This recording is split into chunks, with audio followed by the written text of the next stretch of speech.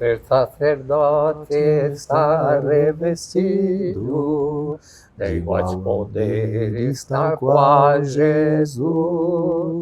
É ter a mesma missão divina, de sal da terra, do mundo, luz. Quando se ordenaram padres na Diocese de Santo André? Eu fui ordenado em 1963. Tive que esperar 2 anos porque o Papa mandou uma carta que só com 26 anos, que eu tinha 24. Então fiquei 2 anos dando aula. E nesse tempo é que começou o Vaticano II. Então acompanhei todo o Vaticano II. Todo. E li tudo e leio muito. Então eu sou o padre William, eu fui ordenado padre no dia 16 de julho do ano de 2016. Eu sou o padre Guilherme, fui ordenado no dia 16 de fevereiro de 2019. Quem acompanhou o discernimento vocacional e os enviou para o seminário diocesano? Padre Carlito. Como conheceu os jovens Guilherme e William? Ele veio um pouquinho depois, porque ele ia mais na Santíssima Virgem. E aí eu tive problema com os jovens, porque o que era responsável por jovens, ele namorava 5 meninas. Então eu troquei, botei ele, melhorou a vida lá. Troquei, botei ele, digo, se você vem para cá, aí ele ficou comigo. Com ele foi mais fácil ainda. Qual história te marcou em sua trajetória como padre? Eu queria dar um testemunho aqui do Dom Cláudio, que eu fui saudá-lo quando ele foi escolhido como bispo daqui em Porto Alegre. Dom Cláudio, uma hora pediu na diocese quem queria ir trabalhar no Pará. Eu disse, eu vou. Estava aqui. O porquê não digo. Eu vou. Disse, não, você vai ficar aqui. Aí depois nenhum padre se apresentou. Aí ele disse, você vai dar certo. E foi muito bom, e deu certo. Mas eu disse para ele na hora, senhor Dom Cláudio, o senhor se converteu? Que agora me mandou? Ele disse, eu sempre me converto um pouco por dia. Sempre me converto um pouco, porque vou conhecendo Deus, vou conhecendo melhor. Ele queria que eu fosse, foi muito bom.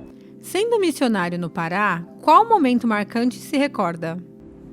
Tem muita história bonita lá, porque o padre tem que ter sempre alegria, senão está furado, alguma coisa não está certa.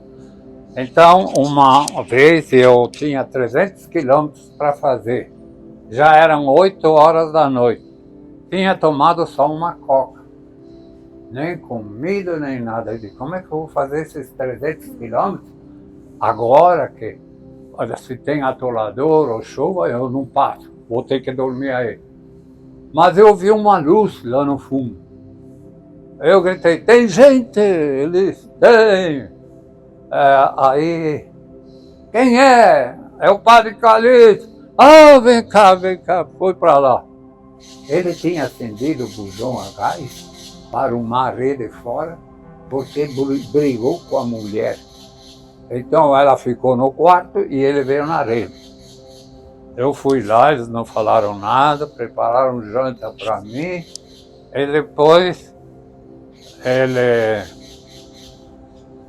disse,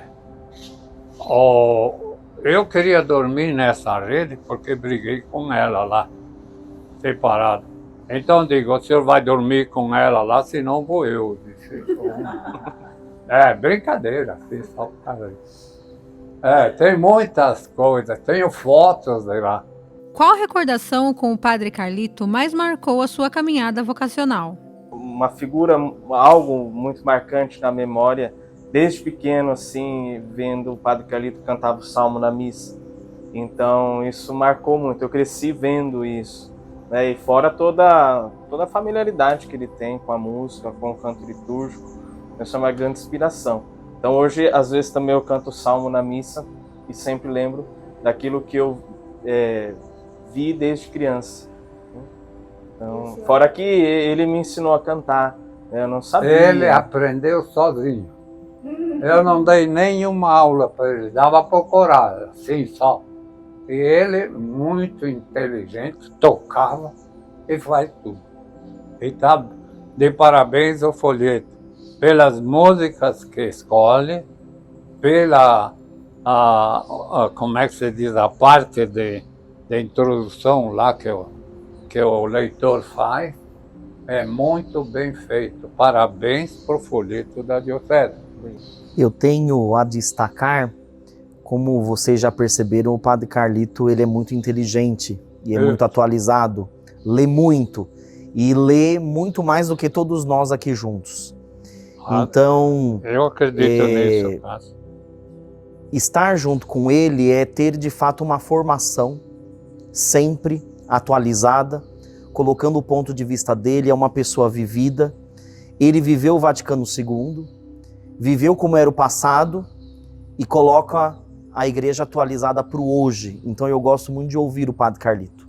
Agora, um ponto a destacar do Padre Carlito, que para mim foi inesquecível, foram 2 viagens que nós fizemos juntos. Tanto para a Terra Santa, como também para o Rio Grande do Sul.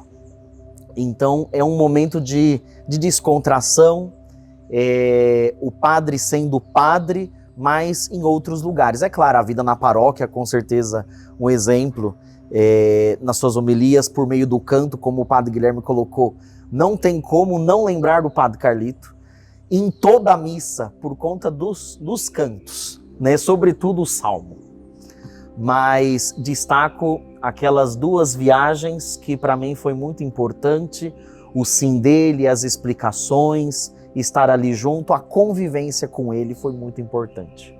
Como acolheram o chamado do Senhor à vocação presbiteral? Olha, eu desde pequeno eu sempre participei na igreja, e lá no Baeta, né, já fui batizado lá, na vida inteira lá. Então eu conheço o Padre Carlito desde que eu nasci. Até, né, sempre foi até entrar no seminário e ter toda... A gente vai conhecendo outras comunidades, outros padres, outros exemplos, mas assim, sempre foi a minha grande referência. E quando eu era criança, eu sempre gostei muito dele. E quando eu era criança, inclusive, naquele pensamento de criança, eu era coroinha e tal, eu não aceitava o fato de outro padre. Para mim era só ele, e eu só gostava quando era ele, na missa dele, do jeito dele. Não aceitava outro. Bom, mas eu nunca tive desde pequeno, né, esse desejo de ser padre, não tinha passado pela cabeça. Depois voltei para a Crisma e ali a gente foi se engajando um pouco mais nos trabalhos da comunidade, tinha essa proximidade, essa admiração que eu sempre tive por ele. E aí no cotidiano eu fui sentindo o chamado. Então fui convivendo mais de perto com ele, né, no cotidiano, acompanhava ele em visitas, em muitas coisas, né. Tem também a Lourdes, né, que é leiga consagrada da nossa diocese, tem um papel importantíssimo também nesse processo de acolher, de ensinar, de orientar. Então foi assim.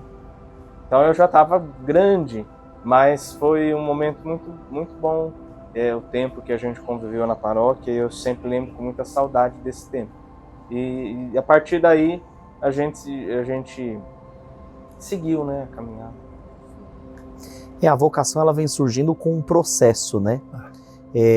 O Padre Carlito teve a sua contribuição, como o Padre Guilherme também colocou, outras pessoas também contribuíram. E nesse ponto, junto com o Padre Carlito, a experiência comunitária ali no Baeta Neves era muito gostosa. E Padre Carlito, a Lourdes, como muito bem foi ressaltada, até mesmo os cachorros. Que eram 4 cachorros. O Padre Carlito falava que no Baeta tinham 7 cachorros. 7, a cachorrinha deu 7. 2 vezes. Eu botava na garagem, deixava o carro fora, de noite era na garagem. E andava para cá e para lá, né? E um kepsis, eu botei nome em grego, quer dizer protetor, amigo. Ele fazia assim. Antes da missa, ele ia cumprimentar todas as velhinhas lá, né?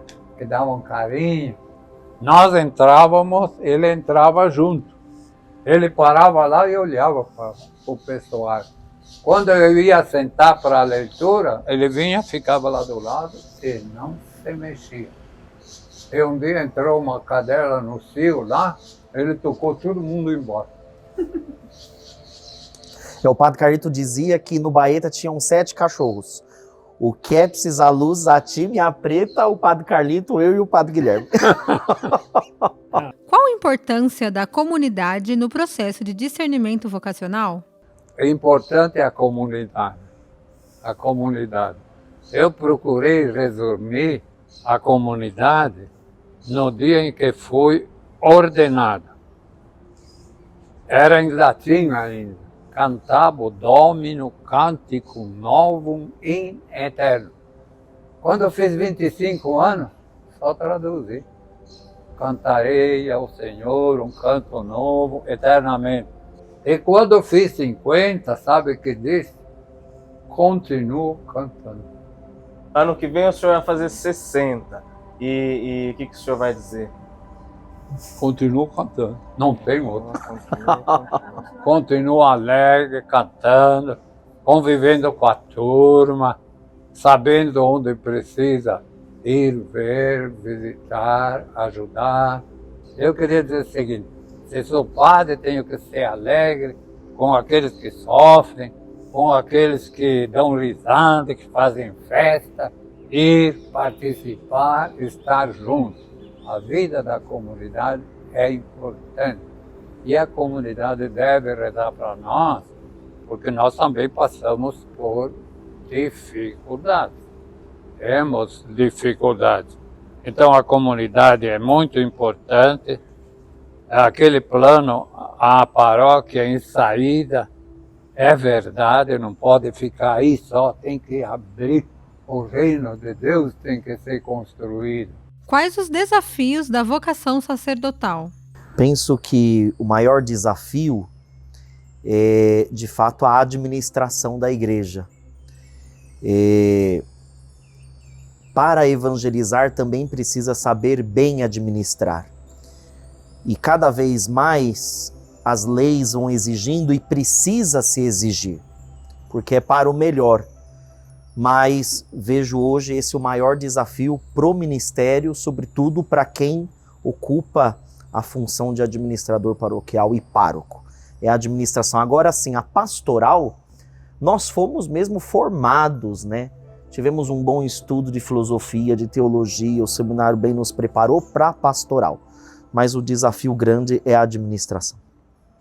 E também a falta de tempo, né? Porque muita gente não tem dimensão de todos os trabalhos do padre, questão pastoral, administrativa, tudo. Então, às vezes, a falta de tempo, porque você tem muitas funções ou muitas coisas para dar conta e, às vezes, não consegue atender tudo como gostaria, né? Então, eu vejo isso como uma dificuldade, né? Você, claro, às vezes você quer abraçar o mundo, não dá, mas na realidade, né?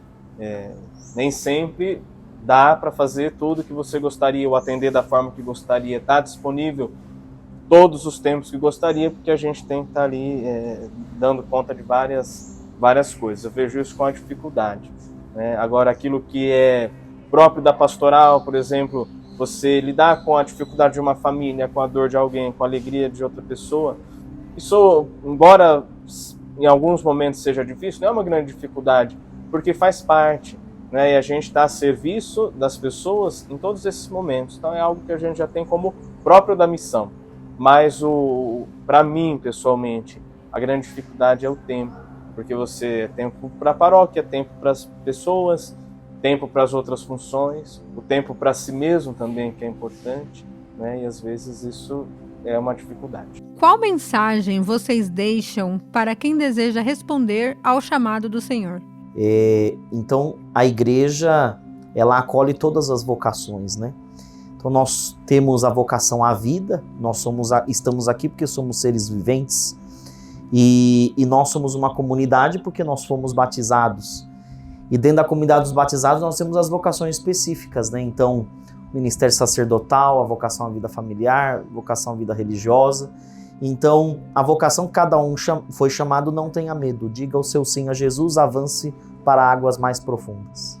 E como todo mundo recebeu um chamado de Deus para uma coisa diferente, e que a gente veja aquilo que a gente sente o desejo de fazer, de viver, como algo que veio de Deus. E como algo que é dado a nós por Deus, que a gente use isso da melhor maneira possível, e viva a nossa vocação, seja ela qual for, com muita intensidade, com muita alegria, com muita gratuidade. Então, quando a gente ama o chamado que Deus nos fez, justamente porque Deus nos fez, a gente vai, em meio às alegrias e às tristezas e às dificuldades, aí a gente vai ser sempre muito feliz e muito realizado. Então, como disse o Padre William, não tenha medo, porque vale muito a pena. Embora é Deus que nos chama e a gente sente o chamado dele e vai seguindo, mas ele usa também das pessoas para que a gente faça esse discernimento, essa escolha. Então, conviver com o Padre Carlito foi muito bom para esse discernimento. Ele dizia, o jovem que fica perto do padre também tem vontade de ser padre. E é fundamental isso. A abertura dele, a acolhida dele, para que a gente pudesse viver a nossa vida na comunidade, conviver com ele, ver de perto os trabalhos da missão do sacerdote. Então ele, muito inteligente, muito atualizado, quem conhece sabe, ele sempre muito feliz, muito alegre, brincando muito, mas sempre um sacerdote muito disponível, muito desprendido. Não tinha, claro, outro tempo, mas não tinha férias, não tinha folga, não tinha hora para atendimento, para visitas, para velórios, sempre essa disponibilidade, essa gratuidade na missão. Então eu agradeço muito a Deus, tenho certeza que o Padre William também faz, pelo grande exemplo que nós tivemos, para termos aí valores, na vivência da nossa missão, do nosso ministério. Então, claro, se a gente for 10% do que ele a gente já fica muito feliz. Eu vou pedir a Jesus que nos ajude, especialmente que isso não seja um querer aparecer, porque senão o orgulho mata tudo. A incentivar os jovens, não todos os jovens, mas pelo menos aqueles que receberam o carisma, que consigam descobrir, iluminados pelo Espírito Santo, a vocação a que foram chamados. Deus nos abençoe, a Vossa Senhora, a nós e a todo o povo da nossa diocese e do mundo inteiro. Em nome do Pai, e do Filho, e do Espírito Santo. Amém. Eu sou filho de Deus, sou também seu amigo. Ele gosta de mim e conversa comigo. Conversando me pede pra dizer-lhe meu sim. Sempre pede o que existe de melhor